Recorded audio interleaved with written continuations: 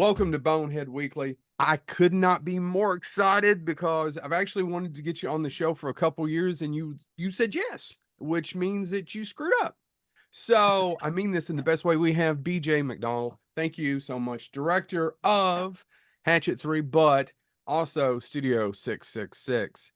Now, before we get started, there's a ton of questions about Studio 666, and I'm sure a lot of people want to ask you. And I want to Okay. start about something else earlier, but I've got to start with this because as I was rewatching it last night, I was sitting there thinking, he gets a lot of questions about rock stars. I do. The whole time, there was two rock stars that I wanted to ask about, and neither one of them are, well, one of them is kind of a rock star. The whole time I was sitting there going, this asshole got to hang out with John Carpenter. Oh yeah. And, hold on, Tony Gardner, Yep. Darkman, Yes. the effects. So, if you don't mind, can we talk a little bit because even the titles are Carpenter-esque. Yes. That was my choice. Dude, huge Obviously. Carpenter fan. There's a Yeah. huge They Live right over here that says "Go fuck yourself, John Carpenter" to Joe. Okay, so Right. got to meet him a couple of times, but I was sitting there going, "This guy's like me. This guy is a huge Carpenter fan." So, can you Oh talk yeah. a little bit about that? And he did the music and all that. Yeah. I mean, so I'll tell you exactly how it came about. Like when Please. me and Dave were talking about the whole situation of like what we were trying to accomplish. Me and Dave had met and we were just talking about like, okay, we want to make this kind of like a cool, like a Foo Fighters old school music video that you guys used to do, like Everlong or anything like that. We're just kind of Yeah. silly and it kind of appeases the fans and people that like those videos. That was our whole point of like the humor behind Studio 666. Then we got into talking about like our influences and people that we grew up with. Well, he and I really connected on John Carpenter because as a kid growing up, some of the stuff that I would first see on like HBO when HBO first came out was like, oh wow, The Fog. What is this Escape from New York movie? What is this? Yeah. Like The Thing, these movies. And I was obsessed with him like as a filmmaker because I loved not only the scores because it felt like also electronica. It felt kind of punk rock to me in a Yeah. way of doing things. You didn't hire a composer, you did it yourself. That's DIY, like killer. You know Yeah. what I mean? And Yeah. I love the sound of that stuff because I like old punk and electronica, new wave, and things like that too. Even though I'm a metalhead. Right. Dave loved all the Carpenter movies. We really bonded on that, and we just said, "Hey, let's just reach out to him." Dave really didn't realize that he helped out one of Carpenter's sons, like on a tour thing, years ago. Like, kind of had him on tour with him. So we reached out, and John was like, "Hey, you actually helped out, with me a long time ago. So hell yeah, I'll come in and help you guys out." Was it Cody or his godson? His godson. Godson. Oh And my so he goodness. I went on always tour forget with the them a name. bit, Yeah. and that's how that kind of came about. And so for me, it was more like I don't, I've been doing this business. I've been in this business for over 2 decades and worked with a lot of people. Getting John Carpenter on a set and having to direct John Carpenter Yeah. was one of the most scariest, like handshaking experiences where I didn't sleep at night. The night before we knew we were going to have him, I was scared shitless. And, he came in, he was so nice and so cool and just was there to do whatever we wanted to do. And he was into it. And then me and Dave said, let's see if he'll write the theme, And Hold so on. Wait. You got him. I didn't realize that. So the whole time I was like, they got him for the music and then they just got him to do but it's backwards. it's backwards. Yeah. So we got him to come do the cameo. Oh, that's And awesome. then we reached out and said, would you be willing to write a song? Because we already had Roy Mayorga already on board to write the score. And Roy's the drummer for Ministry. He's been in a lot of really cool bands like Nausea in the past, and coming from like the punk rock backgrounds. Yeah. Super stoked to have Roy. And Roy's really into this Carpenter stuff also.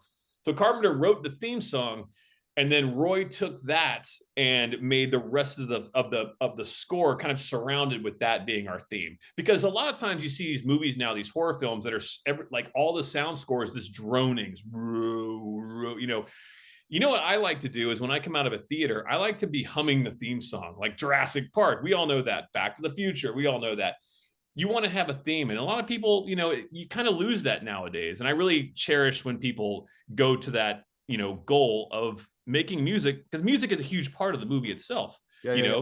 When I walked around when I was in kindergarten, I saw, Escape from New York, and I thought I was Snake Plissken because fall off the monkey bars and hurt myself, and I'd walk with a limp, and I could just hear that Escape from New York song in my head. So, I won't go too much more into that, but that was No, we love it. I'm a huge John's. So we're from Kentucky. John's from Kentucky. Yeah. And I've had the pleasure of I never really got to interview him, but the pleasure of meeting him a couple of times. And you never know, and he's always been wonderful to me, but He's great. he can be a curmudgeon. Yes. We've interviewed other people who won't say, but yes, he can be a curmudgeon. So it's glad to hear that he was very kind to you directing him that day. He was awesome. And I mean, I could tell like towards like, because we had him for like a day. So I had to get everything kind of knocked out. And I could tell when it was like, okay, we should probably wrap John, and it was a good thing to do it. That's the way, with anything in films, you have to be able to play ball and politically make sure that things are good. And, just trying to get the inside of like how people are going to work and trying to make it work for them, I think is very important, that you're not beating someone to death. I think you want to work around, he's a legend. He's an inspiration. Him, Tim Burton, people like that. Those are all people that I really look up to. Yeah. But like I said, I knew that if I just went that way, I just wanted to, because I know you get the rock star questions, get the same questions all the time, but it's like, man, he had John and you got Tony Gardner doing the special effects. Yeah, I mean, and to be honest, John Carpenter is living his best rock star life right now, to be honest. You know what I mean? Well, and truthfully, as the three boneheads are all dads, that would actually, if I ever got to, I've already figured out my question as a dad to another dad, you have to be living the best life, touring with your son every once in a while, playing rock and roll, and where everybody rocks out to your movies in the background. Yeah, I went to that first concert that he did, really? And it was like as soon as the Escape from New York theme song came on, it kind of brought me full circle from my childhood, and it was like I was about it. I won't say I shed a tear, maybe I did, I don't know, but it was just it's those hero moments that you're like, wow, this is so powerful, because I never thought I'd be sitting here watching him score this, like play live to all of us with imagery in the background to these movies that I looked up to as a kid, which basically is what molded me into what I wanted to do to be a filmmaker. Yeah. So that if you don't mind, can you tell me a little bit about the movie that got you? So we asked this question a lot, and then I'll turn it. I'm sorry, Chad and James, I'll let you go in a second, but we asked this question a lot, and basically the best way I like to put it is, what was the bug that bit you, right? What was the movie that you're like, oh, that's it. That's it. And now there's a lifelong obsession. You mean what got me to want to be a filmmaker? Yeah, and then sometimes it's so early you don't even know that that's a thing, right? I love this. Like Stephen King talks about finding Lovecraft books when he was a kid. Right. And he tells a story that he heard about Jerry Lee Lewis singing a piano when he was 4 or 5 years old, going, I don't know what that is, but I got to get at it. Yeah. Well, I don't know does that make sense? It makes sense. For me, it was early on as a kid, because my grandfather was an actor. So before I really got into things, my grandfather would take me to Tucson, Arizona, where he shot a TV show that he was the star of called High Chaparral. And, I would see him on TV or movies, on the waterfront, and he's an old school actor. Yeah. And so I always found that fascinating. So I got the video camera, that we had that had the VCR in the backpack with the huge motorcycle battery with the cable, and we would edit with 2 VCRs, and we would as kids, we would make these action movies, and I think, going back to what the bug that bit me is Escape from New York. 100%, that is it. And then I just fell in love with filmmaking, and I loved what John Carpenter did. I loved Halloween. All his stuff, I just was such a huge fan of. And those two things right there was what it was. And knowing that my grandfather succeeded in making movies when he did, that's what caused me, when my punk rock career ended, I moved from Florida and came to LA, and my grandmother was my biggest support. You can do it. You can do this business. It's hard, but you can do it. And she pushed me to go to film school, and then I became a grip, then I became a camera operator, then I went back into directing, and now I still do both. I camera operate and I direct, because while I'm writing ideas or pitch ideas or story ideas, I can also be making money as the camera operator on set, also learning from other directors that I work with or never have worked with. It's a great trade-off, and I love doing what I do. And man, have you worked with some A-list talent. Oh, it's been a good ride. I It's been mean, if it all ends tomorrow, I yeah. could start just listing them off. And I know that you want to make more movies, but I've got to say, as three fans, you've worked on some pictures that we love. And Oh, good. I'll turn it over to James and Chad now. Which one wants to go next? James. I'll ask a question because one of the things I really appreciate about your work is, as you've already alluded to, music and the music videos. And you have directed, but you've also, quote unquote, well, not quote unquote, you've written music videos. Yeah. And I think that's something that a lot of people don't perhaps fully understand when they listen to interviews like this. What does it take to write a music video when the song already exists? What does that actually look like when you're figuring out how the video is going to work? I usually get the lyrics to the video and kind of figure out what the video or what the message is first and foremost, because to me, story is the most important, or the message that's being pertained through the video itself, or what they're trying to say. And that's the most important thing to me. It's also the vibe of what the band's going for. How does this music flow? What are we doing here? For example, the Slayer videos. When I wrote those, the first song I got was Repentless, and I heard that, and it was really about like, don't ever be sorry for the things that you need to do to be, to get to where you want to be. It's repentless. That's what it really boiled down to. So I wrote 2 music videos to that. One was this big budget thing. It was like this crazy biker, like apocalyptic biker thing that would be shot in the desert. It was really expensive. And I knew that I had to figure out, can we do the expensive one or can we do the non-expensive one, which is what we did, which was the jail one. And that was basically a simple story of a guy causes chaos to get to a cell block to take what he wants, which is a guy's head, and go back to his cell block. And no matter what he did to get to the point of what he wanted to do, how many people died or whatever, that was all he wanted to do. And he didn't care. Repentless. That and then I never intended to do the other 2 videos, but when that one came out, when the new Slayer album came out, then I got the guys from Slayer and Nuclear Blast Records to say, we need to make a story out of this. So can you make a prequel and a sequel? So I had to take that concept, and then I had to write a whole storyline to make these 3 videos work. And that's what it is. And I love sitting and writing these things because I love being creative, and I like to think about these ideas. And then when you watch it from paper to film, and you see it through the edit, it's really a great feeling that you got to create something that you wrote, and people enjoy it. You hope people enjoy it. Some people hate it. Some people want me to die because I made those videos. I've seen some pretty nasty comments, but hey, But you can't win them all. But people are just assholes.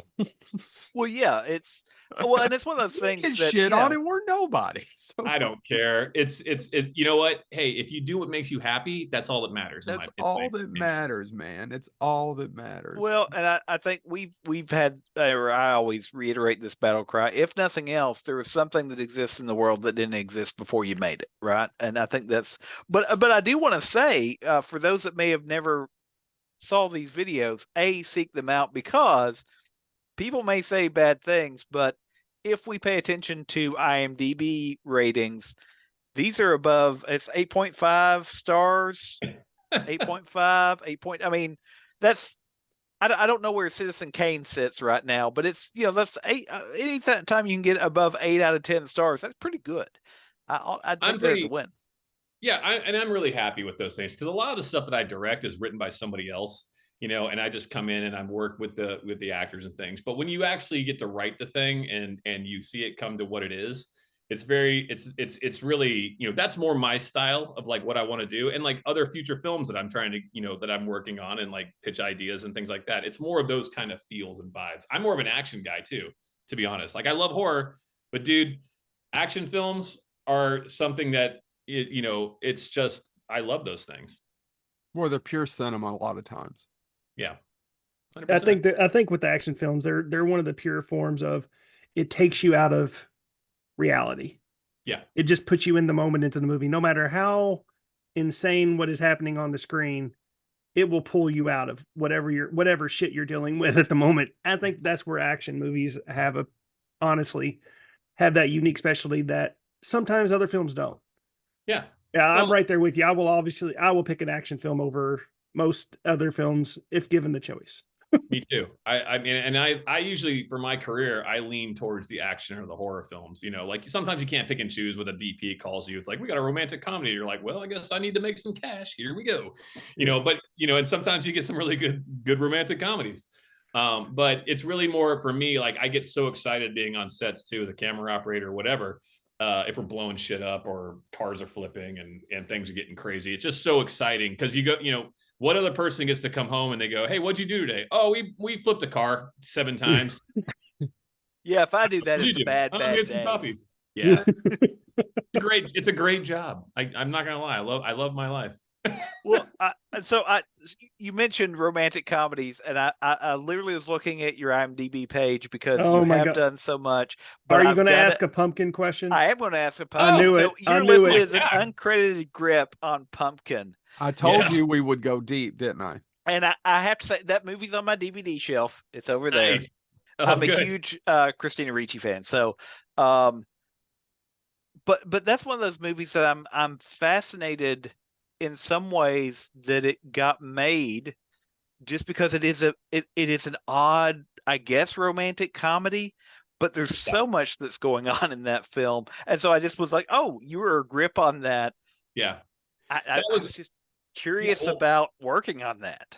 So there was a time in LA in like the late 90s and early 2000s that these very independent movies were being made. You don't see a lot of this happening anymore. No. It's like you either got super low budget or you have a very high budget, or it's like some kind of TV show thing that's going on. Anyways, gone are the days we had the $1 million feature or the $3 million feature or things. You don't see that. That's where I cut my teeth when I first moved to LA. That's how I became what I was, because I learned on these jobs. I was a grip on that, but I wasn't on it full time. And it was I can remember shooting at UCLA, like down the campus and things like that. But honestly, like that was so long ago that's like, I just remember, I was a part of that a few days. I barely remember what we did. So I wish I had more of a cool story for you, but I don't. No, I've never actually been able to, because we have interviewed a lot of different people, but this was the first time I'm like, oh, Pumpkin. Yeah. Somebody that has heard of that movie besides me. Good times. Except I saw it and I'm like, James is going to ask about Pumpkin. Christina Ricci. Just like that was one of the first things that's like one of the, like right when I was becoming a grip or like just getting my union days and things like that. That was one of the jobs. Yeah. Pumpkin. But also early in your career, again, I'm using IMDb. So if this is wrong, we have interviewed people before and they're like, that's completely incorrect. And I'm like, okay. Yeah. But because we have some people, or I know some people who are huge fans, you were a grip on Scrubs as well. Yeah, first season. That's another, that was right after Pumpkin, if I remember correctly. And it was kind of the same people, but I was a grip on the first season of Scrubs. Yeah. And that was a very tough job. I remember it was very, very hard. We shot like basically in this hospital that we pre-rigged. We pre-rigged this whole hospital to be able to slide in, ND gels into the windows real quick, to be able to control the lighting. And it was just like, it was a beatdown for that. And that was a hard one, but yeah, no, good old Scrubs. I forgot I left it early to do something else that was way cool. Like I was super happy about it. But well, as a grip, real quick, not to interrupt, but how much time do you actually get to spend with the actors? Because I actually got to interview and spend some time with John C. McGinley, and it depends on the actor. I realize that. Some people want to hang out. Some people go back to their trailer. And I got to spend some time with John C. McGinley a couple years ago, interviewing for a convention. So I was just kind of curious, does it depend on the show? Do you get to do, it depends on the personality of the grip and how much you're around, to be honest. Like, because a lot of guys will come in, do their thing. They'll go back to the carts. They'll sit there and, wait for the call because everybody's on radio. So they come into the person that in the grip department that usually talks mostly is the dolly grips, which is very integral to having as the camera operator. So the camera operator and the dolly grips, in my opinion, and the ACs are the ones that, to be honest, talk to the actors more than the DP does, or sometimes even the director. It just depends on the job. And Scrubs is actually where funny you mentioned that. The operator on that is a guy named Charles Pappert. Yeah. he was the one guy that when I said, "Hey, look, man, I want to become a Steadicam operator," and this is like that's what I want to do. And he's the guy that kind of told me, "Hey, well then go take this course from the Steadicam workshop and then see if you like it, and then we'll talk about it." Because I was learning framing and all that kind of stuff, and that was kind of like the first kickoff of how I figured out, okay, I want to be a camera operator now. And I'll never forget the key grip on Scrubs goes, "Oh, just what we need is we need another Steadicam operator." And when he did that to me, I'll never forget. I kind of just went, "I'm going to show this guy. Fuck it." You know what I mean? Fuck him. I am going to become a camera operator. I'm going to do things. And it kind of like kicked me in the pants a little bit in a weird way. And I'm still friends with that key grip to this day. He's a nice guy, but I'll never forget that comment. I was like, all right, man, watch this. A good friend of the show is Mick Strawn. He was production designer on Nightmare on Elm Street 4 and 5, and he's a friend. He's just over the years now. We've been doing this over 6 years. He's become a dear friend of ours, and he will often say, especially half drunk, "There's no other asshole in Hollywood that isn't trying to prove somebody or prove something to somebody in high school that doesn't even remember them." I think he's right. Yeah. Oh, I loved all the people I went to high school with. I wasn't trying to prove anyone high school. No, I hated high school. The three boneheads here hated high school. It's great that you loved it, but we hated it. So yeah. Now we're often trying to do something to prove something that no one ever remembers us either. So we totally get it. High school for me was like a comedy club. I thought it was the best time ever. Like I laughed every single day in high school, but I was also this punk rock kid that didn't give a rat's ass. I mean, I got suspended for pulling a fire extinguisher off the wall and extinguishing the whole art class. And I remember I got two weeks of suspension for that. It was like that kind of thing. But I was not a good kid, to be honest. Where did you go to high school at? Cambia High in Pensacola, Florida. There you go. Yeah, Florida. Yeah. Okay. So probably there's someone right now that is sitting there going, "My art project would have put me on the map, but it was destroyed." But that punk asshole BJ. Yeah, no, Yeah. Sorry. Anyway, I didn't mean to interrupt, Chad. Go ahead. Oh no. Yeah, this falls into the category of doing research. You have so many questions you want to ask you because of your extensive long career in this industry. But one stuck out to me more than anything, and I'm curious if you have a story about it. It's one of these it's from William Friedkin. Oh, you son of a bitch. Killer Joe. Damn you, Chad. That was my next question. It's one of Joe and I's favorite Friedkin films. And in my opinion, it's underappreciated. I like it better than Bug. I know a lot of people like that kind of that later part of Friedkin's career. They love Bug, but I prefer Killer Joe to Bug every day. To me, it's right up there with The Exorcist and actually, and it's where I learned that and Sorcerer. I prefer Sorcerer over The French Connection, but that's just me. But anyway, and it's where I learned what a merkin was too. So, yeah. My wife was in charge of the merkin. No, holy shit! You've got to talk about this. So, okay. And look, hey guys, if you want to go past an hour, I'm fine. I have nothing going on tonight, so we can talk all night if you want. I know, but we try to be respectful. That's the reason why guests don't, and we'll have people like Mick Garris gave us somebody, and then I realized it was Mick, and I thought Mick Strong was like, oh no, Mick Garris gave us a compliment. You know what I mean? It's like, if you're nice. Yeah, no, I mean, honestly, don't worry if it goes over. Okay. Anyway, you have a lot of questions. I'm fine. I have nothing to do tonight except for go to bed like an old man. Well, that's okay. I have COVID, so there you go. Oh no, I'm sorry. All right. I'm happy to be here. Oh, that's brutal. I'll get better. Yeah, thank you.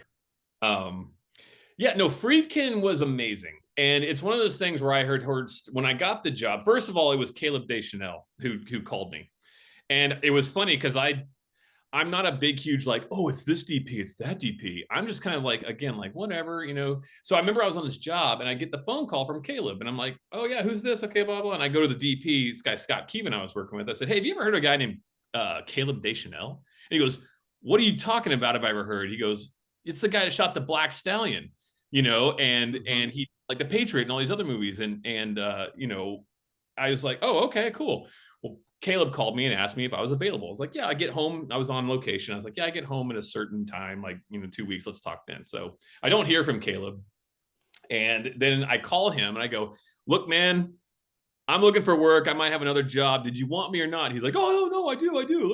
Let's talk. So I was like kind of a shitty thing for me to do. Like, because I should have respected more, but I guess I just didn't know. Yeah. Anyways, Billy Friedkin, I find out he's doing it. I'm a huge Exorcist fan. Love that movie. Mhm. And I start hearing stories around town like, oh God, he's crazy. Watch out. It's going to be a gnarly shoot. And I'm like, okay. So it got me a little rattled at first.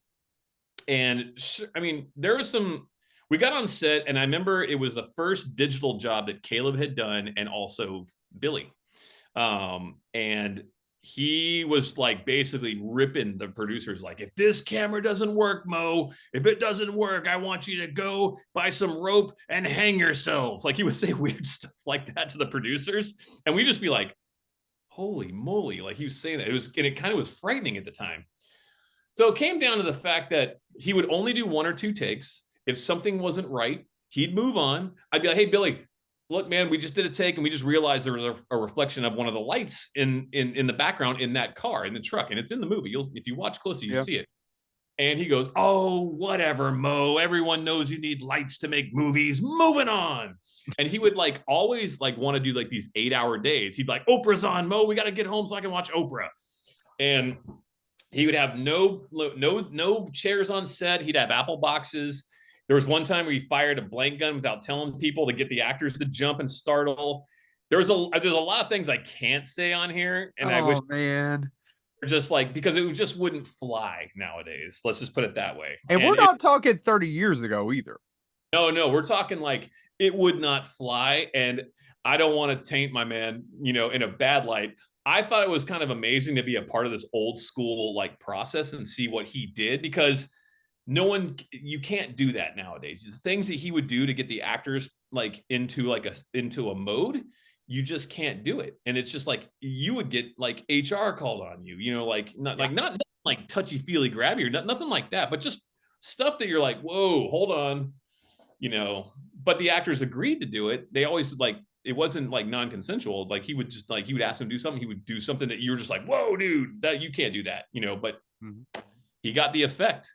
And then we'd go to dinner with Billy, and it was me, Caleb, my wife, Tommy, Teach, the AC, and Billy. And he would tell us stories about shooting The Exorcist and how they'd only shoot 1 scene a day because they'd have to freeze the set. Then they'd rehearse in the dark with the lights, with flashlights. And then when they wanted to shoot the scene, they'd turn the lights on, because the lights at that time would heat the whole thing up. And they only had a certain amount of time that they would have the cold breath going on. So they only could shoot like 1 scene a day because the whole set. Very cool stuff. And I was very sad when he passed away, because I really it's one of those moments in time where you cherish the fact that you got to work with somebody so legendary as Billy Friedkin. And I learned a lot from him. Yeah. I'm glad to hear that it wasn't it was the best kind of crazy, is what I'm hearing. It was the best kind of crazy. If Billy likes you, he likes you. If he doesn't, you'd know it.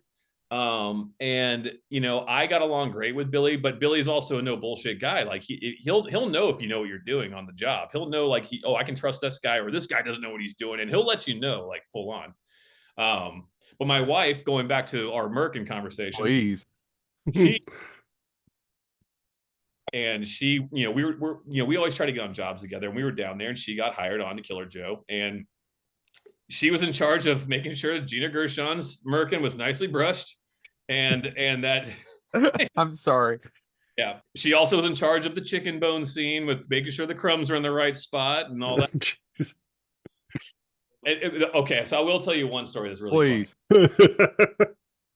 So, we're sitting there with the camera set up, and Caleb and Billy are back at Video Village, right? And they're talking. And then, my wife's in there, and she's kind of like doing the makeup on Gina and all them, and she's bent over. And Billy goes, Mo, look at that. Look at that. Now that right there is an ass. That's an ass. Talking about my wife.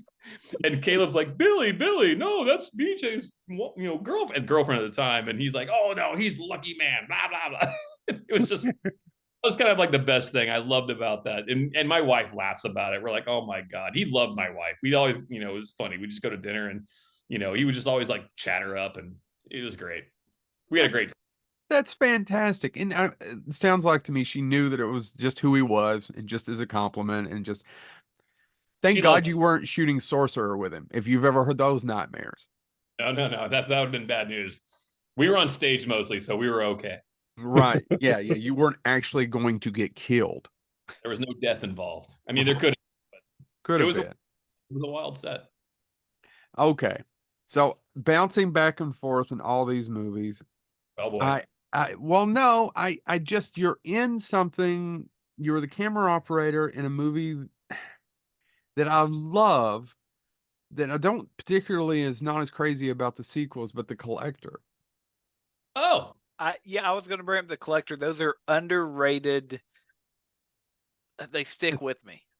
yeah, the Marcus Dunstan. I just love The Collector. Can you talk about it a little bit? I know, hey, how was that? But I mean, that is kind of my question of, can you talk about The Collector?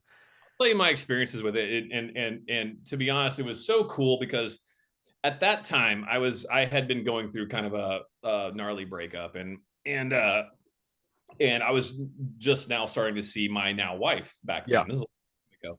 And I just was like, I need to get out of LA for a little bit. And my buddy Vince Palomino is this key grip I know. He goes, "Hey, look, man, I'm doing this really small movie in Shreveport, Louisiana. Yep. You want to come down here and do it?" And I was like, "Yeah, I just need to get out of town." So I end up going down to Shreveport, and I meet the DP Brandon Cox, and I meet Marcus Dunstan and Patrick Melton and all these people, and we end up like just being like this, like all right, we got this cool movie. Let's make things look as cool as we can with the time we have, and all that stuff. And for me, I could go on all sorts of stuff that we did, but my take on Collector is the fact that I still have a blossoming relationship and a very good friendship with Marcus Dunstan and Patrick Melton, as well as my as the same thing.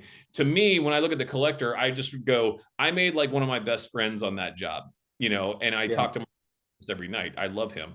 And he's always been a good dude to me. And that's, that's my takeaway. I mean, I could talk to you about all the blood and gore and all that stuff, but like that movie is a very special one to me because that's where one of my best friends came from.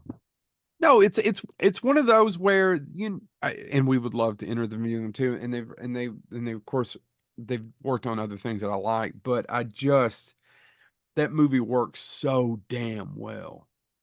It was a really hard one to do. We did have a whole unit going, like we'd shoot the main stuff with the actors, and we had a second unit that would shoot during the day for inserts to make sure that we had all that stuff, because our shoot schedule was not like, it wasn't like a long shoot schedule, but then that's the only reason why we got so many cool angles and so many tight stuff, because we had a 24/7 shoot schedule. We had main unit, which was us, and then we had this like second unit that would go during the day while we were all sleeping, because we shot almost every night, and Well, who directed the second unit? I don't remember who directed the second unit. I don't even know if they had to direct the second unit. I think Marcus actually rolled in and was like, "Here's the shots I need," and like a DP buddy that they knew. Oh, it might have been John Gulager, actually. He might have done it. I can't remember. It was a long Well, that time. makes sense because of Feast. Could have been Gulager. I'm not sure. I don't remember because we never saw a second unit. By the time we got there, they were already gone. But they were already down there doing Feast 2 and 3, and then we rolled right into Collector. Okay. I did not know that they were that shot like that. I did not know that. Yeah. Mm-hmm. And no, it's just one of those movies that is so well made that uses every inch of it. It's right here. It's just funny you mentioned that. If you look over there, it's like there's a Halloween one. You can't see it, but it's right there. It's like the old. Yeah. That's cool. That's cool. Well, you mentioned Halloween, and there's a guy named, I took my 6-year-old BJ to his first rock concert back in September, October, and I'm a good dad, so I took him to see Alice Cooper and Rob Zombie as his first concert. Yeah, about 30 minutes into Rob, I was thinking, man, I don't know, because I actually don't curse around my 6-year-old, which is funny if anybody knows me, because I curse a lot, but I don't around my kid. And I was like, I'm probably going to regret how many motherfuckers and goddams this kid laughs every single time Rob screamed it on stage. But also my kid was walking out of the parking lot screaming, "School's out," after Alice Cooper. So you've hung out with a lot of musicians, but you've worked on one particular director's several of their movies, and that was Rob Zombie. Yeah, I still keep in touch with Rob to this day. Like, it's like I look at him as a friend. I look at him as someone that like has taught me a lot. to me is the guy that's taught me, where you have the traditional filmmaking style of doing things where you have to make sure you follow the certain lines. So the eye line's always right. You can't cross over this way, that way, and Rob is more of like this artistic way of shooting stuff, and which shows in like Halloween or Halloween 2 or Devil's Rejects and things like that. 31, Lords of Salem. You worked on all of them, right? Well, yeah, and the cool thing is like when you go into these movies with Rob, you have to like untrain your mind of like doing like the norm of like what you would do on a set, like camera operator wise. Do have to make sure you get certain things to make sure the eye lines work and all that. Yeah. However, I always find myself just undoing everything. So because we're really just looking for awesome shots and really creative shots. And then when I get done with those, it's hard for me to get back into the norm. So I'll meet with like somebody that's like this DP that's well known or whatever. We're getting into something. I have to go back into like, classical shooting mode where I'm like, oh shit, well, I gotta, you have to, it's like a weird untrain your brain kind of like, Yeah. And I love it for that. And he's a good dude. He's a great guy. His wife's great. And I'm proud of the things that we've done. Some people hate it, some people love it, but the thing is we got out there, we did it, and we've been in the worst conditions with him. And a lot of it's really cool stuff that we've shot, and I enjoy it. No, Well, and I think one of the things that the Boneheads have always said is when you watch a Rob Zombie film, and A, we've done you know a it's Rob a Rob Zombie Zombie episode. film, Yeah. It's a style. and B, it's an experience. Yeah. Like it may not be your jam, whatever that may be, but you're going to walk out going, yeah, I saw something I didn't see before. Yeah. Like Lords of Salem has its own vibe, but at the same time, you're like, man, this is something. It's I really love Lords of Salem. It sticks with you. Which And is so, yeah. I did the reshoots of Lords of Salem because I wasn't available for that. And Rob was not pumped whenever I told him I couldn't do it, because I went and I did Jack Reacher, the first Jack Reacher. And because Lords of Salem was like this, I think they had like maybe 4 or 5 weeks of shooting, where Jack Reacher was like a 13-week film. it's a Tom Cruise movie that I'm sure you're going to make a lot more money working on. 100%. And it was funny because Rob was not pumped that I had to go do that one, and I was supposed to do all of it, all of Lords. And then when I came back to the reshoots, I remember walking in, he goes, "What are you doing here?" And I was like, "I'm here to do your reshoots." He's like, "Oh, come here," and big ol' hug and all that stuff. So it was a quick forgiveness. But he's cool like that, But yeah, that was I love what Brandon Trost did, cinematographer, on those movies, and I like the fact that those were more of like a concentrated setup, and they really went for shots and like really trying to make it a very artistically framed film, and I think it's great. Well, Lords of Salem, I know it's such a small budget film, but it looks so much bigger than it is. It is so, and James, did we see that together? Yeah, and we actually were sitting in the theater together, and we're just like, I don't know that I know exactly what's going, but it is was it? You feel it. It's like Ken Russell meets Stanley Kubrick, right? I think that if you really kind of like go in prepped and knowing what you're going to do, you can always make something that you don't have a lot of money with, and you can make it look way bigger just by the way you shoot the movie, or the way you prep it, or the way that, whatever your location is, lenses can always make it look bigger than it is. The lighting can make it look bigger, whatever it is, like those kind of things. And I think Rob's very good at that. I've learned a lot from that. That's like, you talk about these Slayer videos that we talked about earlier, and like I had no money for those, but we made them look like they were like this crazy budgeted movie, but we didn't have money, we called in a lot of favors. Tony Gardner did all that stuff. Tony was the guy who came in and did all the blood and gore, and that was a favor. My wife was in there doing blood and gore with Tony. Like it was that kind of a thing. And it was all friends that came out to really help put these things together, just because they believed in the projects that, The good thing about working on set as a crew member is you develop these friendships with people. And then when you get your own thing and you're cool, people go, yeah, hell yeah, I'll come out and help you. And I think it's important. I go out and help people for free whenever they call me. They need something done and I'm not doing anything. Oh yeah, man, I'll come out. Let's do it. Yeah. All right. Go ahead, James. And then go ahead, and then I got one after. Well, there's 2 projects that you worked on that you did camera work on that I wanted to talk about because the Boneheads have talked about them before. And one of them is a Christmas film. We talked about it doesn't get a lot of attention that I think it deserves. You did Steadicam work on Office Christmas Party, which has a phenomenal cast. but it seems like it doesn't. Like there's a trend of Bad Santa came out, all these, and for some reason that one seems to have disappeared. But what an amazing cast that film has. It had a huge cast. I was the A camera steady guy on that, and we shot part of it in Chicago, the exteriors. Then we went to Atlanta, and we had this whole like office. We had a whole office, like upstairs, downstairs, everything built on a stage. We shot most of that movie shot on a stage with blue screen as exterior as the city. Like anytime you're in the office, it's not a. We didn't shoot in a real building. We shot in a whole set, and it was a massive set. And yeah, it had a huge cast. It was kind of wild how that came out. And yeah, it just kind of did come and go. People that see it though, they really like what they see. And it's kind of a fun movie. It's an enjoyable thing. It came up during our Christmas episode of Christmas movies that make $100 million that nobody ever fucking talks about again for some odd reason. And we're not knocking it. It's just one of those. Is it because T.J. Miller got, he got sent away. Sent away? Is that the reason why we don't He's talk in the about it? shadow Because there's a realm now. whole other cast. There's two. Yeah, no, I mean like that. Like Aniston's awesome. Can't remember his name. Bateman. Jason Bateman. Yeah. Rob Corddry. Yeah, Rob Corddry's great. I worked with him a little bit on what's that show they had on Adult Swim? I went and did some of that. Children's Hospital. Yeah, and I worked on some of that. I don't think it's in my IMDb, but that was fun. Like, and it was a funny time, and he was hilarious. And he's super cool too.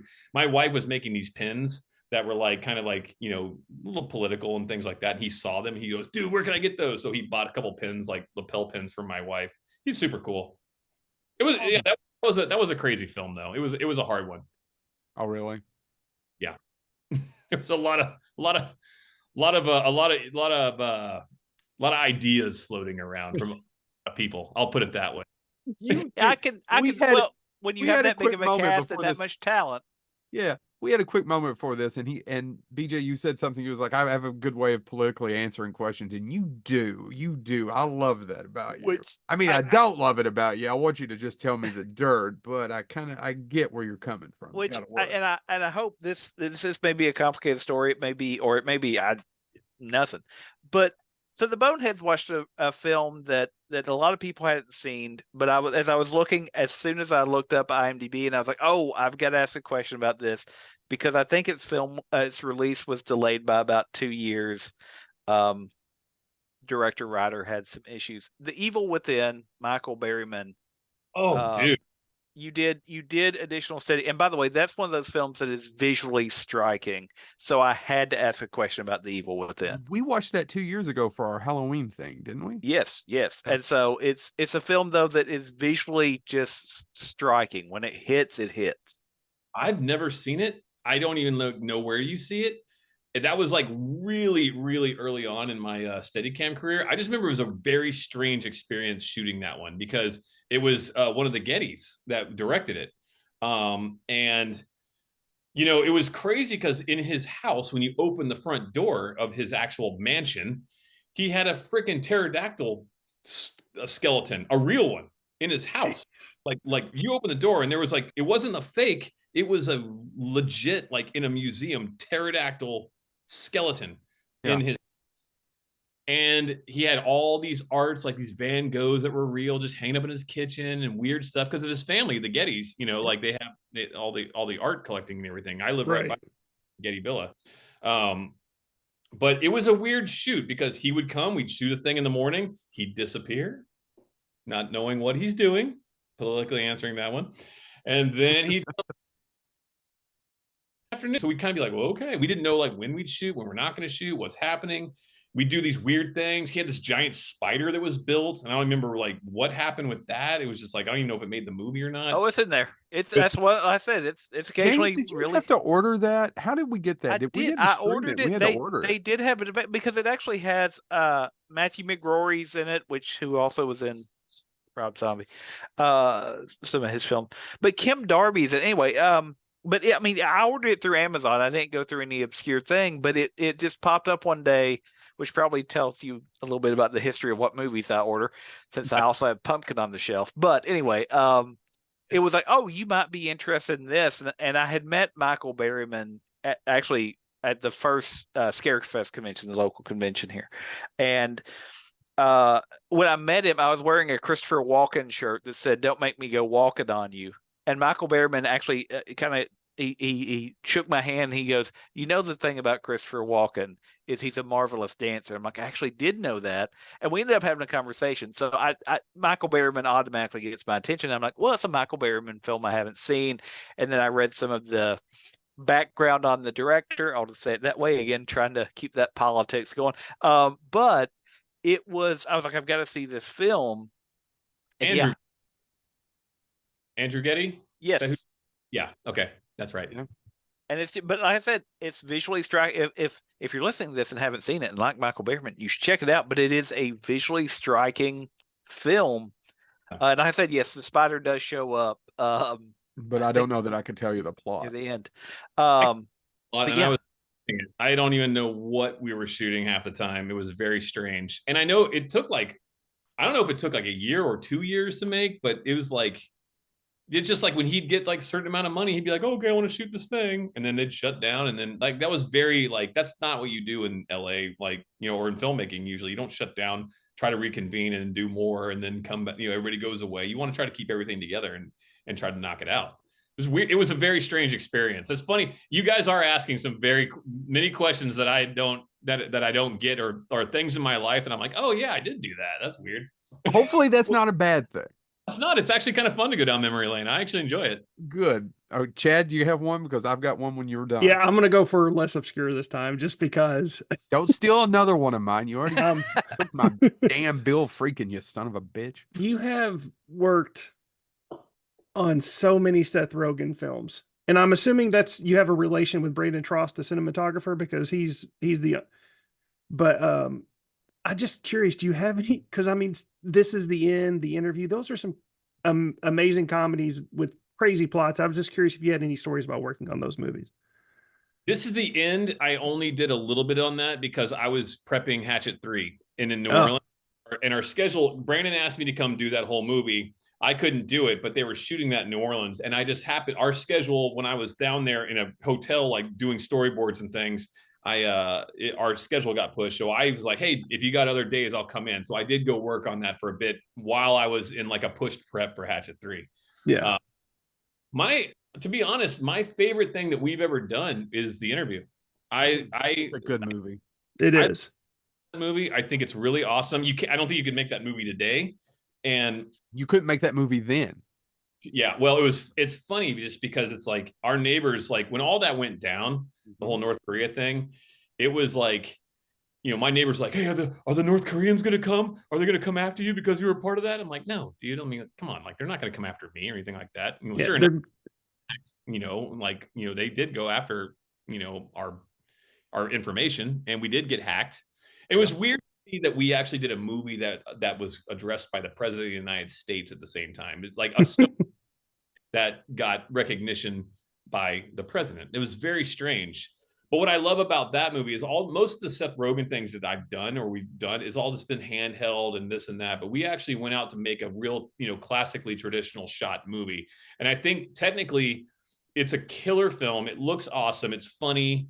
And I had a great time shooting it. Saw a lot of awesome bands in Vancouver while I was there. And, we had a good time. The tiger was crazy when it came out. It's it wouldn't roar. It wouldn't make the roar that we needed for the film. So this is a really weird one.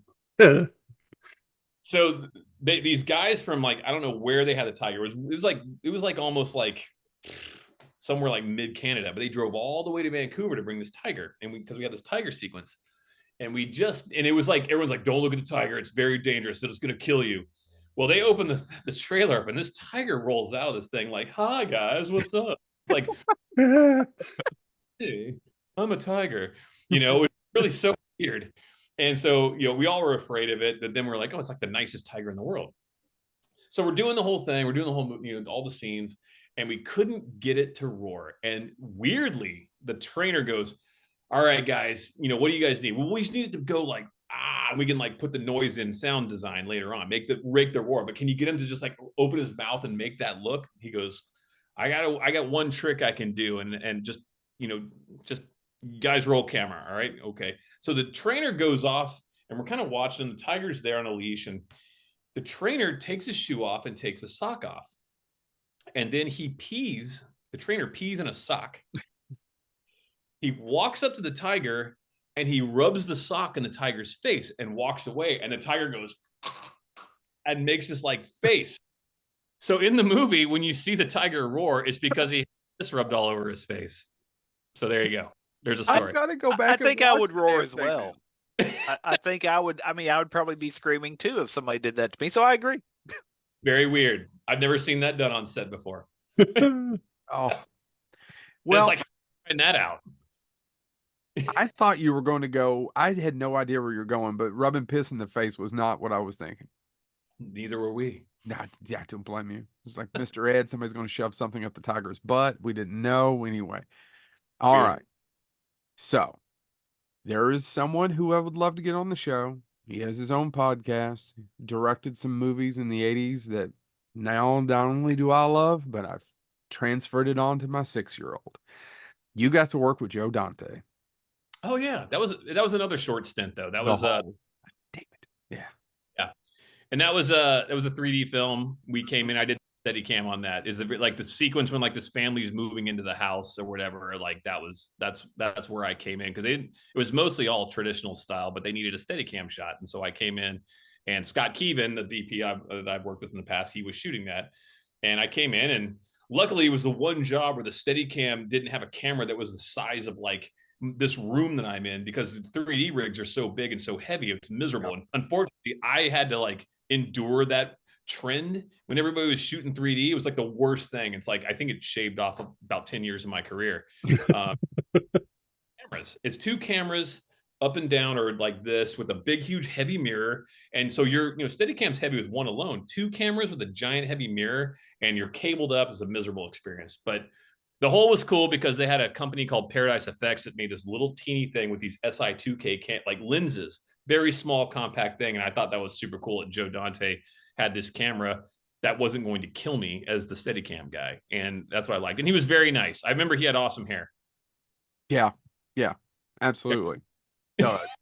But since you have just that a little bit, I thought James or Chad would take this story, but I'm going to phrase it a little differently.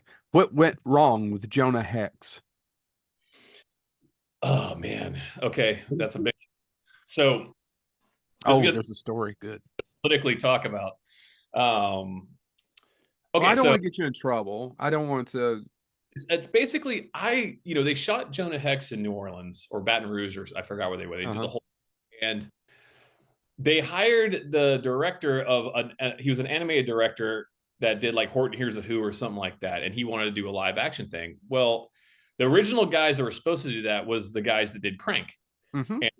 And the script came from them. Well, then, I don't know what happened with them getting taken off the project, but then it started getting all these rewrites from all these people in the studio. Turned into what it was. They shot down there. This first time live action director. It's very different if you're directing animation than it is actually working with real actors. It's a whole different world. Well, anyways, I guess it didn't go so well down there. I guess there was a lot of things you shouldn't be doing when you're on your off days, or like non-prepping and just partying down or whatever. Anyways, I get a phone call while I'm here in LA from Jeff Cutter, who's the DP, and he says, "Look," and Valerie Sharp, who's a producer friend of mine, and they're like, "Hey, we're gonna shoot 75% of this movie over in 11 days." Holy shit! Yeah, and so that's what we did. And then the DP that shot the Slayer videos and shot half of Studio 666, he was shooting the second unit. So there was these 2 units going.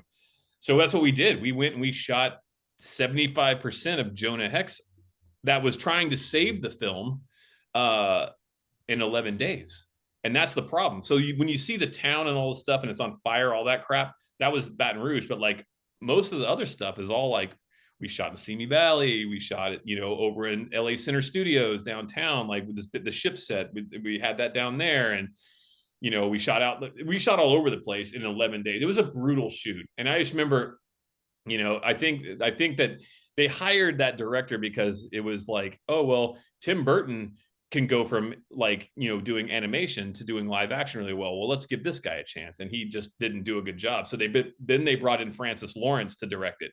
The bummer, the harsh thing was watching the fact that Francis would direct, and then they still brought that director in to sit at Video Village and basically be like, hey, watch this. This is how you actually direct. It was kind of gnarly. Like, to be holy shit. Really? The same time. So for our audience out there, Francis Lawrence went on to do the Hunger Games movie, I Am Legend, things like that. Sorry. Just so in case somebody's listening and doesn't know who that was, but they had the original one right behind him at the same time. Sitting there the whole time, and he couldn't do anything. He couldn't say anything because Francis was in charge of it. It was wild. It was a very strange. It's like, yeah, that's what happened to Jonah Hex. Yeah, I can see whereas that, because I always thought, well, the character has changed over time. Sometimes it's supernatural. It used to be a Western. And when I watched it, because I'm a Jonah Hex fan, I went to the theaters and caught it. And when I watched it, I was like, this entire subplot with Megan Fox seems to be tacked on, but whatever. But yeah, that makes a lot more sense now. Yeah, I think if they let Neville Dean and Taylor direct the script that they did, that they had, I think it would have been a much cooler and raw film, in my opinion. But it's just, it went through a lot of different hands too with the script. So yeah, when that happens, sometimes it's like, well, where'd the original story go? It'd be interesting to see what that was. Yeah. Were you responsible for the shot where it just keeps zooming in close to him as he's riding really fast on horseback that they kept cutting to over and over and over again in the film? No, I didn't do that. Because if you shot that, I would be doing this to you right now. I did have Michael Fassbender throw that. I'll never forget being in the scene at the opening where they kill his family. Yeah. Fassbender was there, and he's like, oh, well, he's like, I have this lantern I got to throw. I said, just throw it right at me, dude. He goes, you sure? He goes, yeah, man. I was like, just do it. It's cool. I got like fire gear on and all that stuff. And he's like, okay. And he threw the lantern, hit the camera, and the fire started. So I can say that Michael Fassbender threw a lamp at me caught me on fire. Well, that's a good story. That's one good thing you got out of that. Awesome. And I like Brolin too. He's really cool to work with. Brolin's great. Yeah. Yeah. No, it's just the movie is it's one of those things where as you're going through your filmography, I had to ask about it. We had, I don't know, I'm sure you do or don't know Patrick Lussier, the director. He was an editor for Wes Craven, was on the show, and we got in, and I wasn't going to bother him with Curse. If you don't know anything about Curse, it's a Wes Craven movie that's reshot and reshot and reshot. And he's like, well, no, I actually have never really talked about it. Let me tell you. And he just spilled. It was up to him about 30 minutes of basically what you're talking about of how do you end up spending $100 million? Well, you reshoot the movie, and you've already spent this money, and you think, I'm going to spend a little bit more money and that'll fix it. I'm going to spend a little bit more money and that'll fix it. Sometimes it's just like, okay, just shelf it. You know what I mean? Like, it's right. over. It's fascinating. Yeah, it is. It's wild. So yeah. So I wanted to ask a question about, and you conveniently have the poster behind you, because every blue moon I hear, oh, they're going to do another MacGruber film. They're going to do something with MacGruber again. I loved those sketches because I grew up watching MacGyver, and you just can't go wrong. Right. But I just wondered if you had any stories about working on MacGruber. It's another film I'm proud of. I think it's hilarious. Will Forte is awesome. Yorma and Akiva and those guys are awesome too. Like, it's just, and this is another Brandon Trost job, so we all kind of were like traveling together. Brandon's like doing the Sonic movies in Europe right now, which is, I wish I was on those too. But no, MacGruber was fun getting that call because the skit is hilarious. And then the people they assembled with that, it was a great time. We shot in New Mexico and it was just funny. It's one of those movies that you're on set at and you constantly know you're going to laugh all day long. And Will would just do different stuff all the time. And it was just like the best, like watching him just go crazy. Watching Will Forte like go nuts is one of the best like things you can ever be a part of by sitting in that room and just watching him have a full like meltdown. It's the best, like in a funny way, like I'm not a real one, but like in his comedy, it's like, it's so funny. It's so hard not to laugh while you're sitting there behind the camera and like shake the camera or whatever. It's the best. I loved our experience. I loved doing MacGruber. It was the best. It was so much fun. Well, and again, it's just one where I look at the cast and I think about the film and everything. I'm like, it's just in my mind. If you told me before the film or before I knew anything about the film, we're going to cast this film, and you would have went, well, you're going to have Powers Booth and Val Kilmer in there, I would have been like, oh, Yeah. I mean, those are not who I'd think of for that type of comedy, but it works. It works so well. I loved working with Powers Booth because I'm a huge Old Red Dawn fan. Like that's one of my. I love that movie. It's such an epic film, and you can watch it. You watch that and go, Jesus, man! You guys took over a whole town in New Mexico and made this film so crazy with tanks and explosions and helicopters. I mean, that's some old school badass stuff. You know, the stunts are good. It's so good. So when he showed up, I was like, oh man, this is so neat. And he was a really awesome guy when he was around. He was fantastic. So nice. Do you have any particular story about him? Because I'm a huge Powers Booth. Love him in Southern Comfort. Yeah, there's just so much that All I love. those Walter Hill, yeah. Deadwood, all of that. So I just had to ask if there's a Powers Booth story. I don't have like a story that sticks out. He was just he'd come in and be so nice to the crew and everybody, and he was just easy to talk to. You could have conversations with him, and he was awesome. You know, like he would talk. He was funny. Like he would do funny stuff. You didn't see him in that part that he was in. He came in and he just owned it. It was really, I thought it was awesome casting at the when we got him in there. It's another one of those things where it's like, okay, cool. I get to meet somebody that I really looked up to whenever I was, a young kid. Like I cherish that kind of stuff. Like, I think it's like, that's another reason why I got into filmmaking. It's like, these are your heroes. It's a bummer when you meet a hero that turns out to be the freaking enemy, and we've met some of those, but he was fantastic. Is there anyone that, well, I don't want you to have to tell anybody or anything. Because where we do a lot of these interviews, people often ask us, especially at the conventions, and it's like, hey, how are they, celebrities? And I go, 80 or 90% are like everybody else.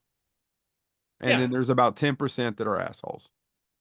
Yeah, I mean, that's the thing. It's like, yeah, politically, I won't say that stuff on the No, but what do you think about that? I mean, it's about 80 or 90% are fine. Sometimes you get somebody on a bad day, but you just have to be understanding and realize blah, blah, blah. But there's only about 10% that I've met with assholes. And there's only a couple whom I treasured as a child and loved. And then it's like, damn, I wish I'd never met you.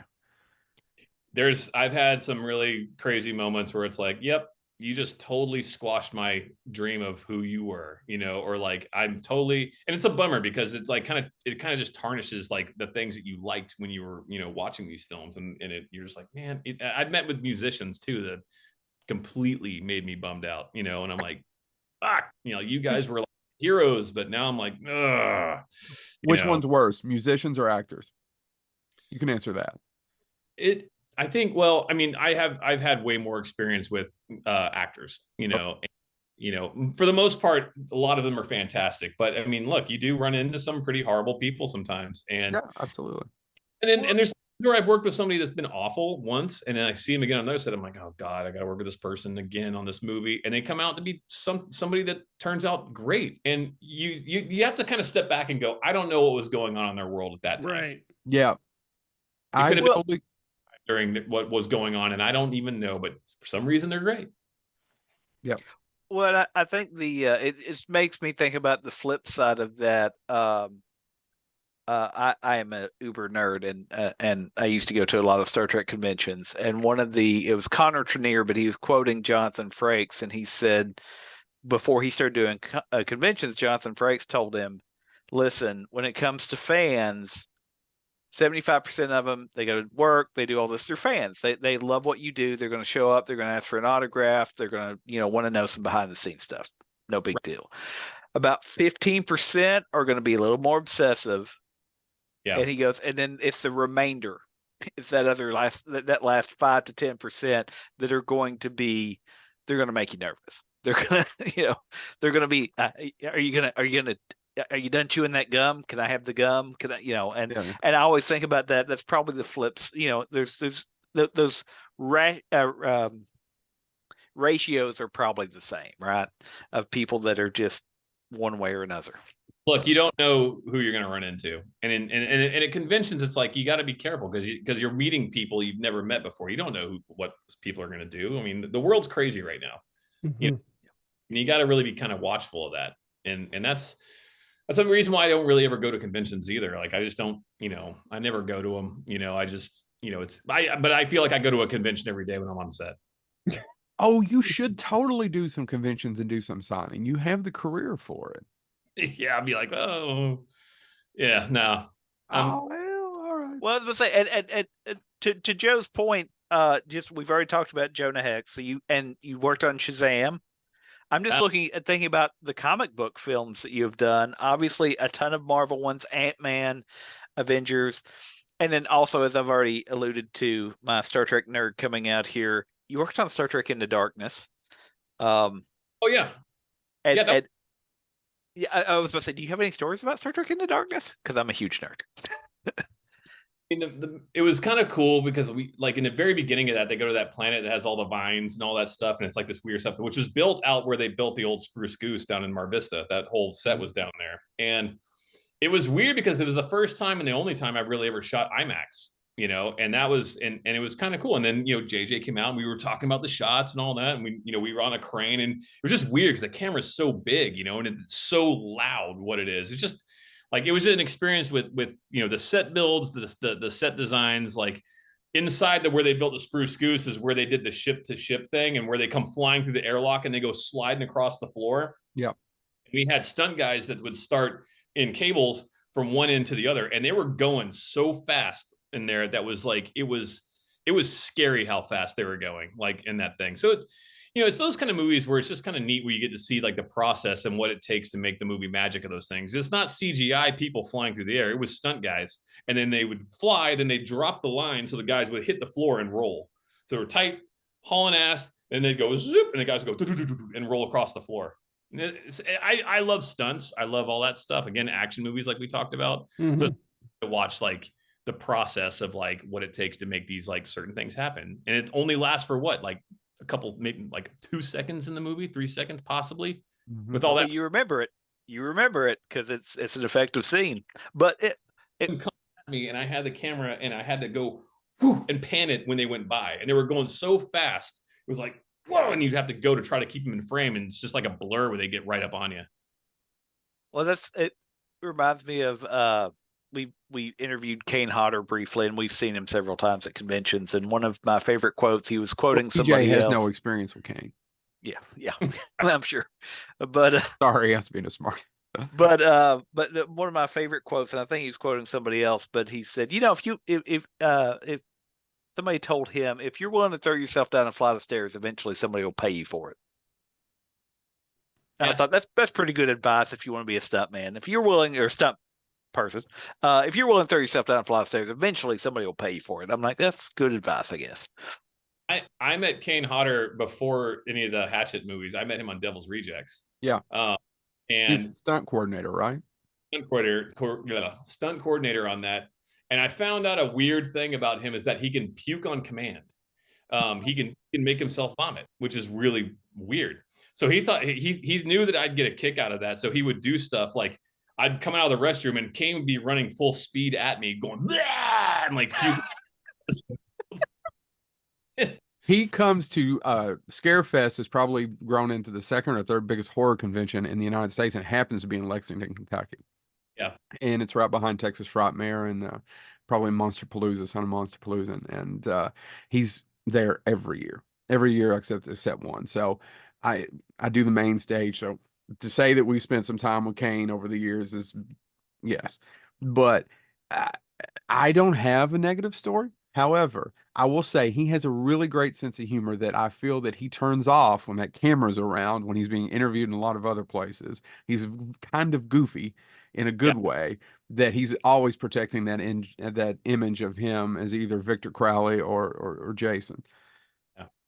Yeah, no, 100%. Like, yeah, I mean, he's, Kane's a good guy. Like, he's actually, and he's easy to work with. He's fun. The guy's seen him forever, and he knows what's going on, and it's kind of, it's kind of those cool things too. It's another like, oh yeah, I work. I didn't even. The funny thing is, I didn't even know Kane. And people are gonna be like, oh, I thought you were a horror guy. I had no idea he was Jason Voorhees at the beginning until I met him. And like then I found that stuff. I was like, oh, that's pretty cool. Like in many of those movies. So it's all these people we run into. There's like stunt guys that were in like 80s movies that I recognize, and like John Carpenter ones that you're like, you'll see them as stunt guys on sets now, and you're like, oh, dude, I remember you were that guy. Yeah, that was me. because you'll see like these memorable faces, and these guys are still out there doing stunts. It's wild. You know, you run into all sorts of people in this business. Jeff Amata. Is Jeff Amata one of them? He's in a lot of John Carpenter films. I know we've run into him a few times. Yeah. Yeah. Sorry, that was just the name that popped in my head. That's obscure. Oh, yeah. Chad. So I gotta ask, because you led me to it. I was debating on bringing it up, but since you mentioned the Spruce Goose, gotta talk about Rules Don't Apply. Yeah. Okay. You want to talk about that one? Oh, Well, you don't. He doesn't look excited about it, so I was just curious of either working with Warren Beatty or, the fact that I looked at your list. I only see 2 films that are kind of like period based around those times. That would be The Fabelmans and this about filming a movie that takes place into that reality. I mean, I would love to be on a set with a movie that takes place in those eras just to see how it's done, be in that environment. I didn't know if you had a feeling about that or not. I think that to be honest, like, I think that movie, I think the script is better than what the movie was. Right. I thought it was great. I think that the script focused more on the starlets and the driver, and what the movie came out with was more about, Warren Beatty's character being, Howard Hughes. Yeah. Howard Hughes, yeah. And it was kind of a bummer because it was kind of fun watching that other thing develop and him being more of like a side character, and it just became more about that. And so it was kind of like, and it was just not, at that time, it wasn't the best experience on a film set, to be honest. It wasn't, I didn't fun on it whatsoever. It was not a good time. There's a lot of things I'm being very political. It just wasn't one of those movies where I'm like, yeah, that was awesome. It was a struggle. I was just, if I was somebody that mattered, you would hear me go on a rant about let go of the fucking Dick Tracy character and let us make a movie finally. Seriously. Yeah. I mean, I think he just made another one to hold on to the rights. It's called Dick Tracy Makes a Zoom Call. Yeah, right. Probably. I wouldn't doubt. No, he made a Zoom call to Ben Mankiewicz. Yeah. And is literally dressed as Dick Tracy talking about Warren Beatty's career. To hold the rights, probably. Yeah. That's exactly what it was. Hold the rights.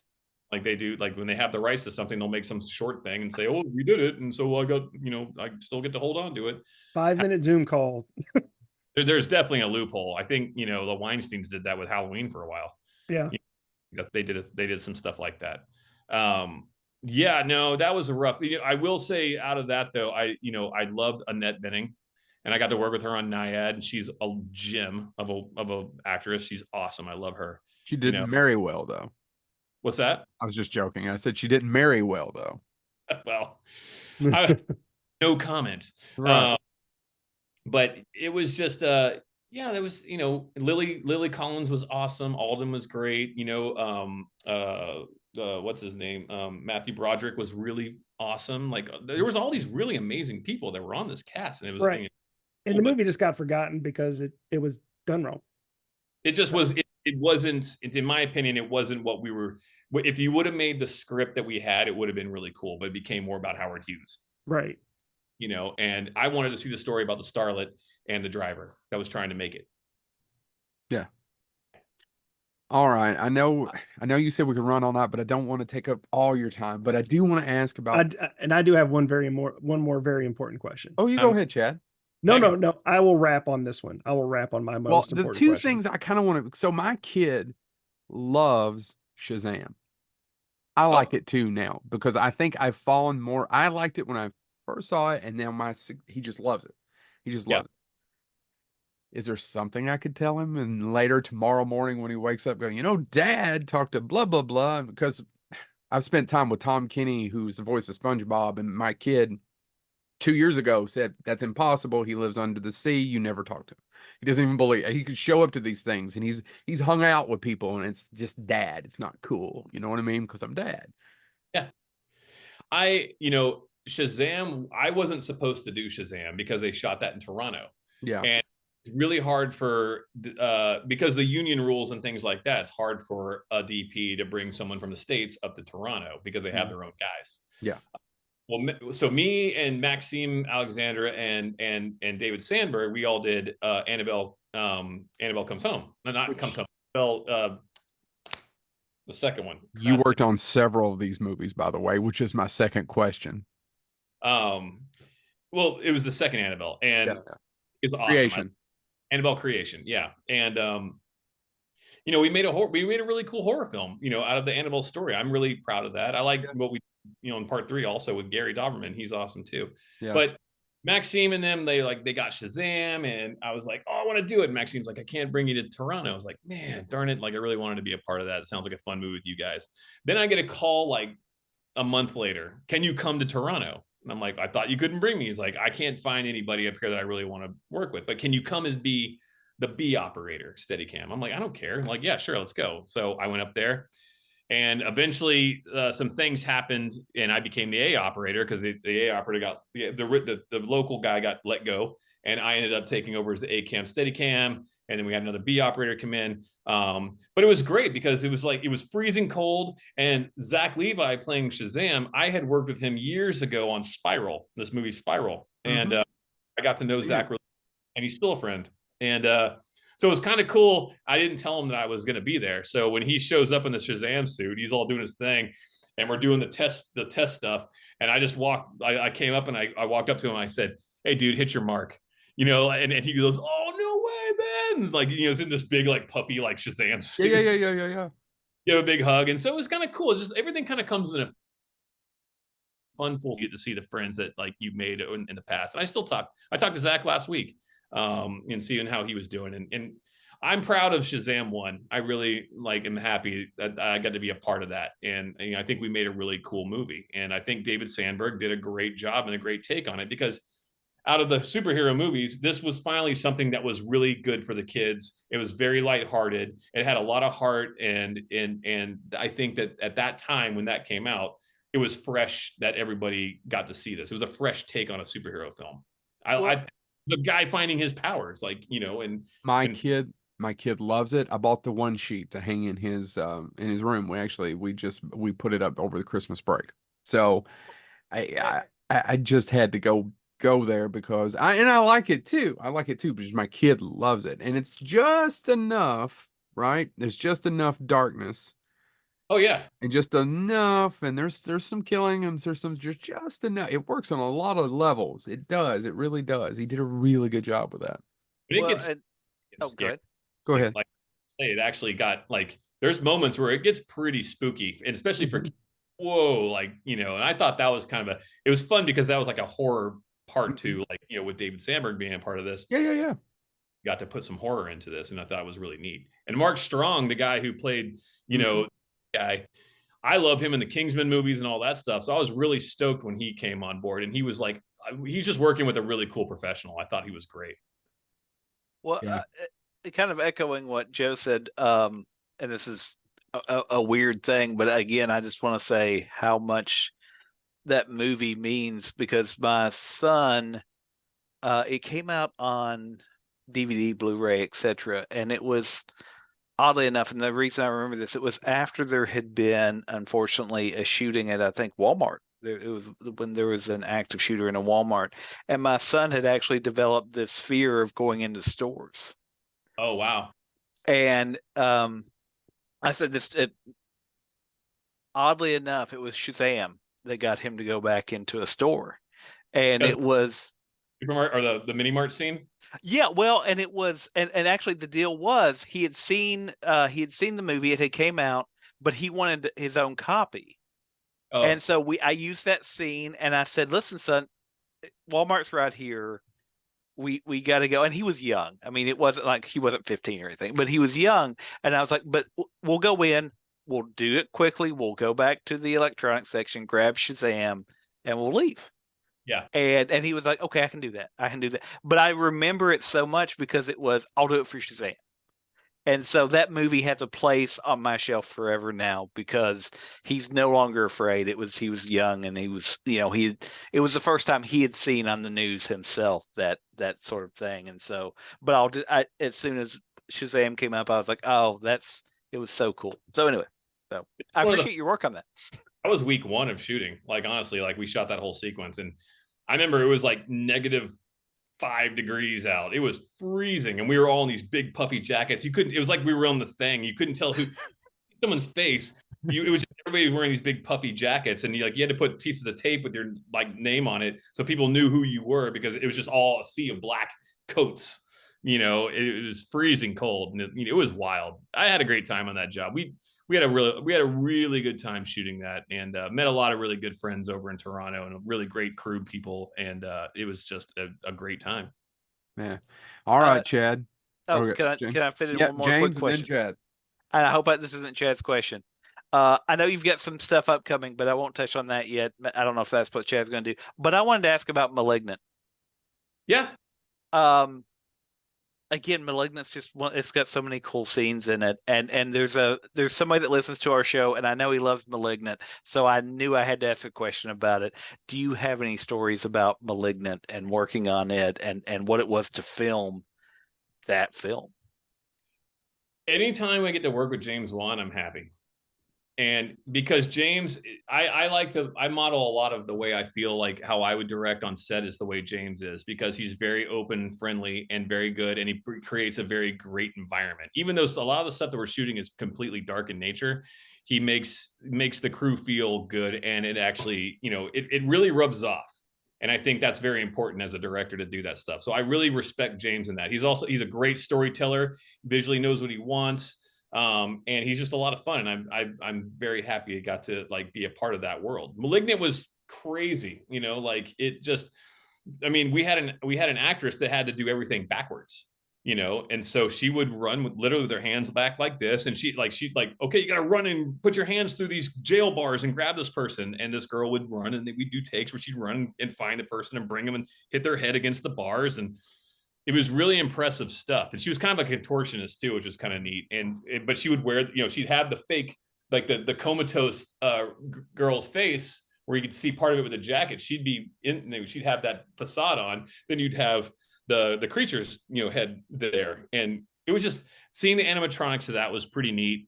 Yeah, I mean, Malignant was an interesting shoot, because what I like about that is also it's people are finally taking a chance on doing something that's different. We lose a lot of that nowadays. You don't see these, the 80s and the 70s, the 80s and the 90s, people took chances on movies that were completely wild, Mm-hmm.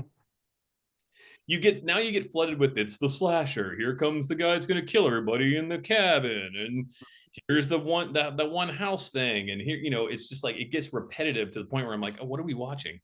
And what I thought was really interesting when we were shooting Malignant was that we were doing a movie that was a higher budget horror film that was something that was odd and different. And it was like a freaking parkour tumor that was killing people, and I thought was really interesting. And it was just fun. And it was the way Basket Case should have been made. Yeah. Yeah. But it was neat, and I was happy to be a part of that.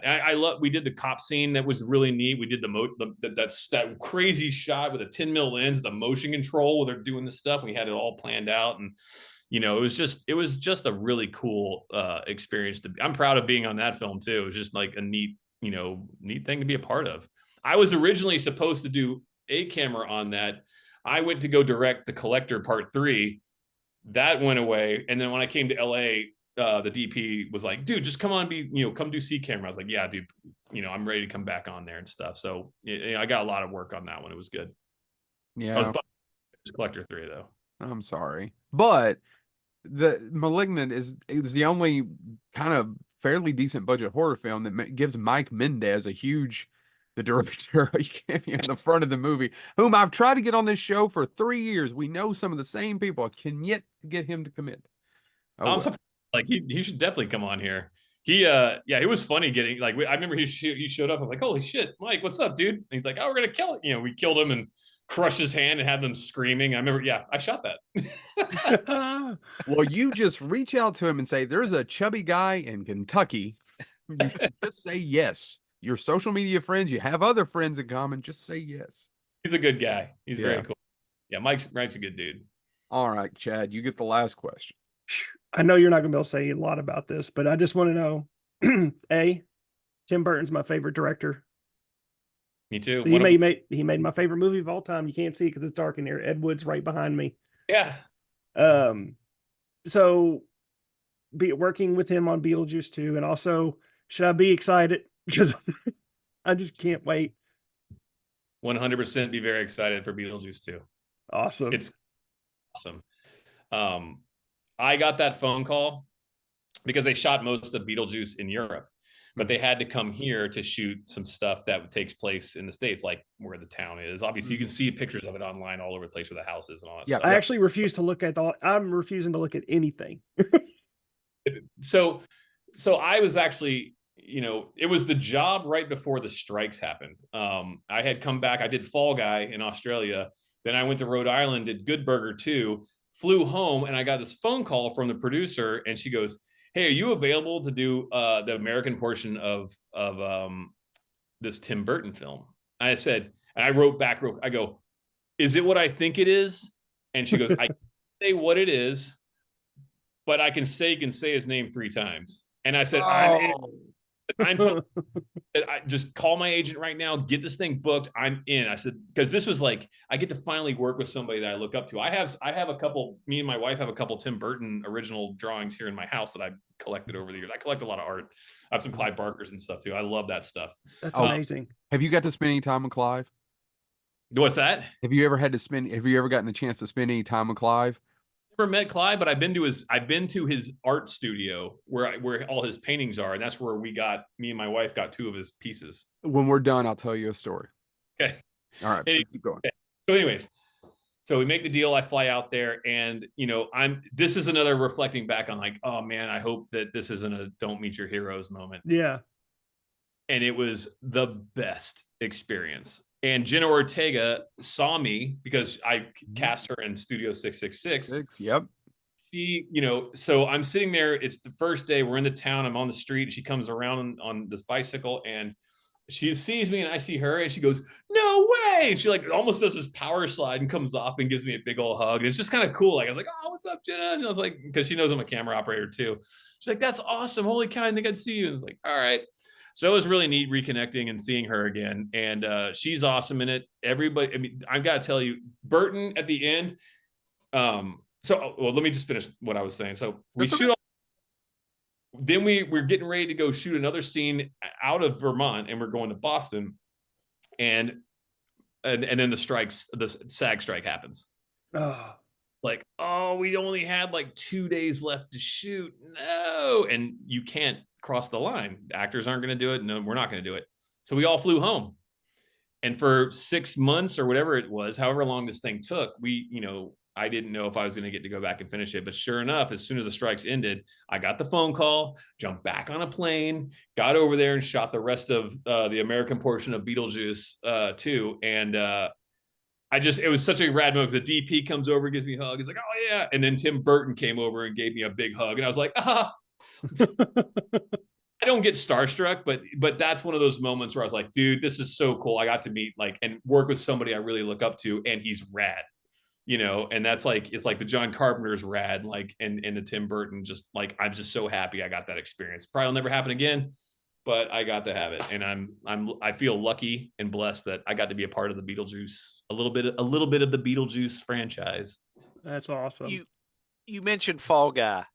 And I have to ask a question about Fall Guy because I'm so happy they're doing a Fall Guy film because I watched the show when I was younger. Anything you can tell me about Fall Guy? Somebody that's going to be in the theater watching it? Same here. I hope everybody goes to the theater to see that. We shot it all in Australia, in Sydney. And what I really like about this movie is that if you're going to do a movie about a stuntman who becomes like a detective or whatever, and you got to do real stunts. You know what I mean? So many, like you watch these Marvel movies where it's all blue screen and Avenger got thrown over there, blah. No, we did everything for the most part very practical in Fall Guy, and we did old school stunts, like very old school stuff that was like dangerous as hell, but like rad. And David Leitch, the director, and his wife Kelly, they're awesome. I love them. I developed a great friendship with them, and just watching him work and watching, because he's an ex stuntman, and all these people he brought together to do this movie was so cool. And like Gosling's awesome. I gotta tell you, the movie is really funny. It's really good. I haven't seen it cut together yet, but what we've shot, I know it's going to be killer. It was harder than hell to do. We shot in the same place they shot Mad Max, the new one that's coming out, which is wild.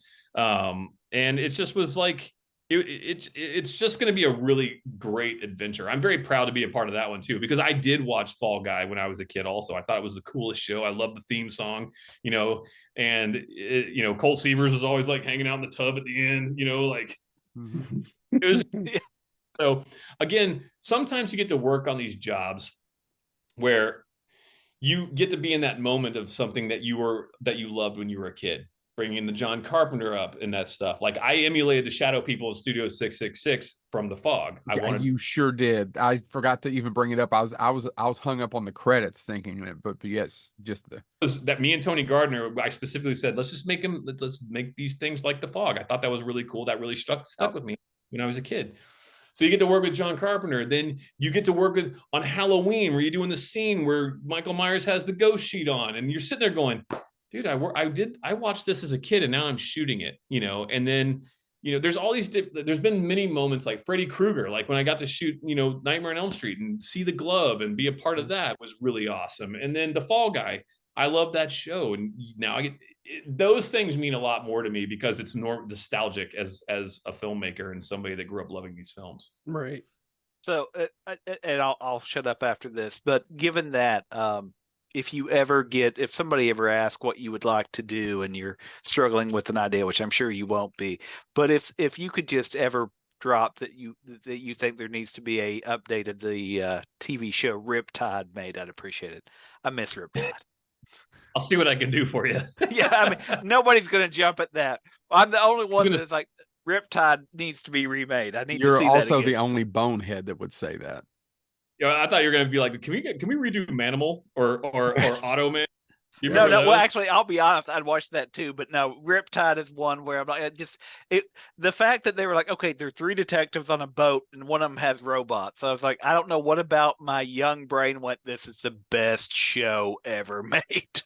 Thing is awesome. Yeah, no, I know. There's so many weird shows from back then to do, but I just love the fact, again, like Fall Guy just being actually a legit movie directed by an ex-stunt man who's an awesome director doing real stunts. So when you see it, you feel it. And I think that's more important than if, when you're practically, that's my opinion on things, because it really shows. I think a lot of people are getting tired of, people are having superhero fatigue as well. Star Wars fatigue, and people are just getting tired of that stuff. It's like, let's see some good stories. Let's see some interesting new takes or new ideas on something. I like that stuff. I kind of, that's what I want to see. Yeah. Well, I'm pumped for Fall Guy, so thank you. Too. Mr. McDonnell, it has been an absolute pleasure. Hopefully we haven't been too rough on you. We have enjoyed going down your career, listening to all your stories, and I don't think we can ever thank you enough. Well, I appreciate you guys taking the time to talk to me about stuff and making me relive things I completely forgot about. That's okay. So we're going to push stop record, and I'm going to tell you a Clive Barker story. Okay, great. Thanks. No problem. Thank you.